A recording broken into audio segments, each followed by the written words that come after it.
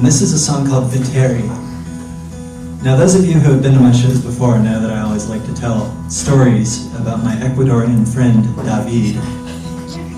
He's a very tall, sexy, multilingual guy.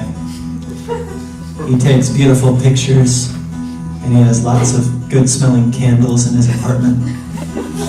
You know the type. And so I went to visit him in Ecuador one time. In all kinds of adventures. There are no kids around, right? Well, if they are here, do they speak English? All right, then. Maybe I shouldn't tell the story anyway. Come on, tell it. I always tell the story about She wants to hear it. David, he's a lover of life. He is a passionate, I can't play and tell this story. Okay, I went to visit David in Ecuador one time. This was in 2012, because I went to university with him. And he was like, Kyle, man, you have to come to Ecuador. You have to come visit me. He always goes like this because he's very passionate. He said, you have to come see my country. And I said, okay. And so I flew down to Ecuador, and I saw David in the airport, and he's standing there, and he has like his mustard-colored pants and his nice jacket. And I hug him, and he's wearing like eau de toilette, and like smells really good. And I say, oh, David, it's so good to see you. But then I notice behind him there are these two guys standing there like this. Just looking straight at me right next to each other. And so I start to panic. I'm like, David, there are two guys looking at me and I'm in Ecuador and I don't know what they want and I don't know what I'm doing here. What am I doing? And he goes, chill out, man. They're my bodyguards. And so I said, okay. So we go out and we get in his car and I start knocking on the window and the window's like this thick. I say, David, is this car bulletproof? And he goes, yeah, man. And then the bodyguards get into the truck behind him. They're driving in a bulletproof truck. So I'm thinking, what the hell's going on? But I wanted to act cool, so I was like, yeah, bodyguards, you know. We have those back in the States, too. And so we go to his house, and his house is like it looks like a big concrete ship sailing on the top of a mountain. Is honestly what it looks like. And we're picking up his younger sister, Anna, who, as sexy as David is as a guy, Anna is, she was 18 at the time, so I can say this legally. Just gorgeous. And the plan was we were all going to go to the beach. And so we picked her up, and she had two beautiful friends with her too. So David's driving like a raging lunatic, just like all of his sexiness just turns into anger on the road.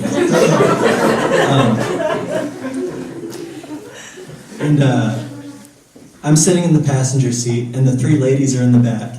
And my Spanish was very bad, so I was like trying to say things in Spanish, and they would giggle. And I thought it was because I was really funny, but it turns out it's because my Spanish was really, really bad. So anyway, we stop in this village. We all have to go to the bathroom. And I get out, and holy shit, I've forgotten about the bodyguards. They are already out of the car. We just pulled in, and I get out, and they're just standing there.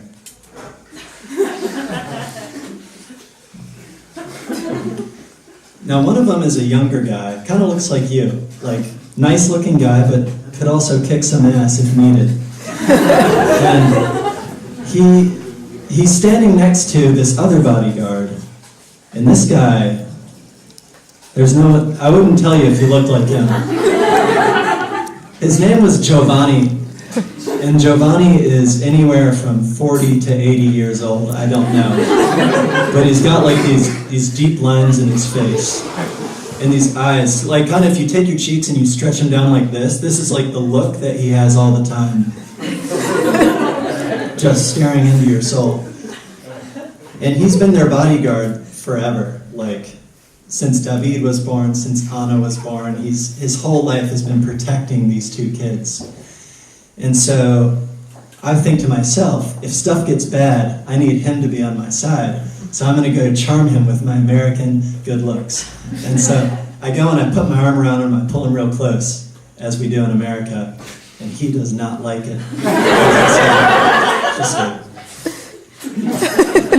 And so I said, I was thinking, what do I say to him to make him like me? I had to pee, so I thought, this is what guys do. Like, if I want to be friends with you, I'm like, hey man, you want to go pee off a bridge? And then we go pee off the bridge together, and we become friends immediately. And so I thought, like, tengo que, to take a piss. Tengo que pisar. It's a verb. So I said, amigo, Giovanni, tengo que pisar. And he looked at me and goes, no. And I thought, that's strange. It wasn't a yes or no question. But I pulled him a little closer and I slapped his chest, and he did not like that either. And I said, tengo que pisar mucho. ¿Dónde puedo? That means I have to piss a lot. Where can I do it? And he just shook his head. And at this time, Anna, who he has spent his whole life protecting, she gets out of the car and she walks by and she goes, hola Kyle. And I said, hola Anna. Except my voice was deeper. And as she walked by, I waved at her and I said, tengo que pisar ahora, ahorita. ¿Dónde puedo? I have to pee right now. Right now. Where can I do it?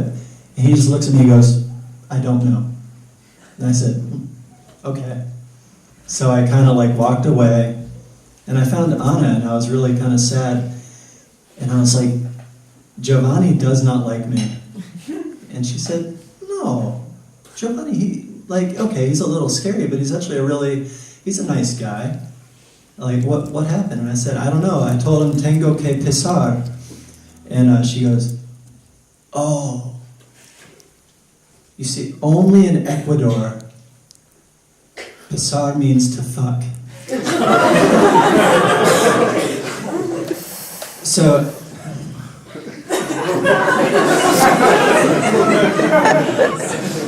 like when I look back on it, I kind of understand from his perspective. Like, as this young, innocent girl who he's protected for his whole career, like, walks by, I pull him in close, wave to her, and I whisper in his ear, I have to fuck now. And he didn't like me for the rest of the trip. But I actually, I went back to Ecuador 2 years ago, and the first thing I saw was Giovanni waiting in the airport, and he just looks at me and he goes, and I thought he might be kidding, and I was like, David, does Giovanni still, and he goes, yeah man, Giovanni fucking hates you. So that's my story with Giovanni, but this is a song called Viteri, and it's about David's grandfather, who, of course, is one of the best painters in the world, and he paints paintings for the King of Spain, and yeah, have you heard of Viteri? Yeah. Shit. Yeah, of course. He's that big.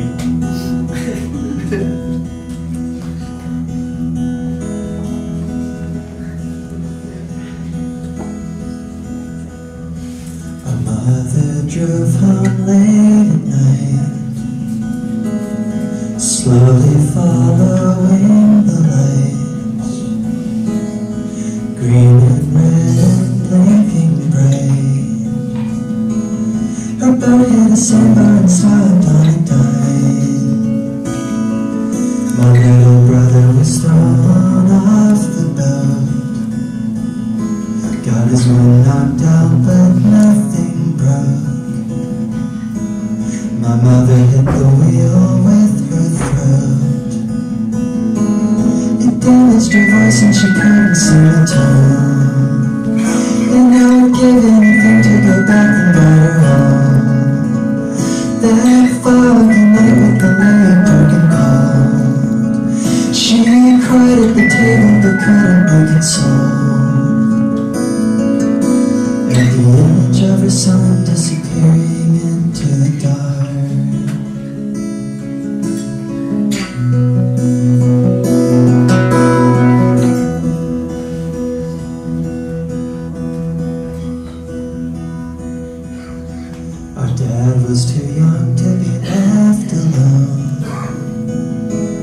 His mother went quiet on the phone and turned as white as ocean foam. They got in the Chevy and danced with door.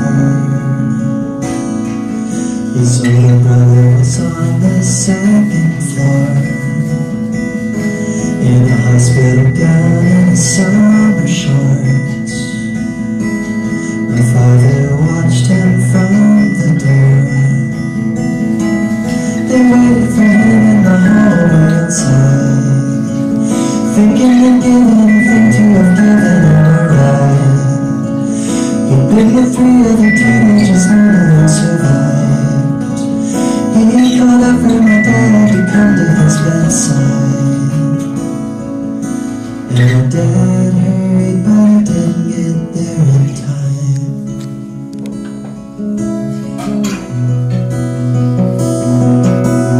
Somehow through the ache of love that's lost, it's receiving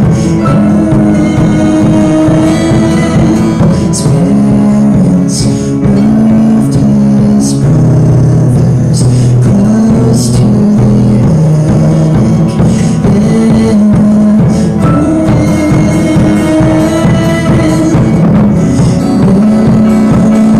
memories and holidays.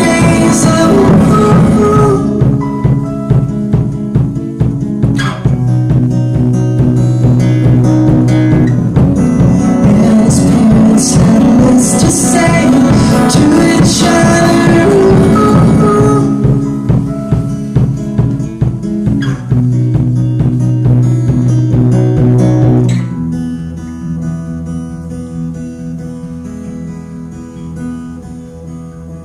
Your grandpa's a celebrity, well past his 70s. He's the artist I will never be.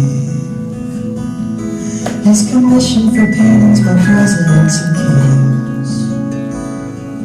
He pulled a quarter from his shirt pocket, showed me the dent and the hole in it.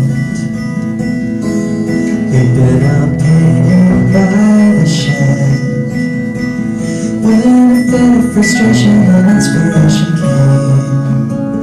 He pulled out his rifle and took a steady aim, fired into the canvas and bullet ricocheted, hit him in the heart and he fell in a daze.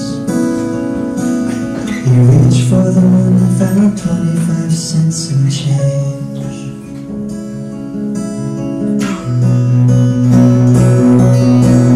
Somehow through the ache of love that's lost its youthful shine, we danced to his phonograph and left him till we cried. And Mom, you can still sing with me. I love it so.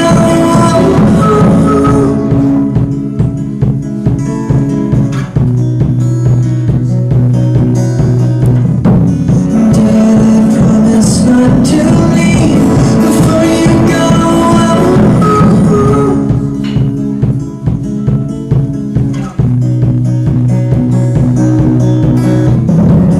In Viteri, you still bring us all such joy.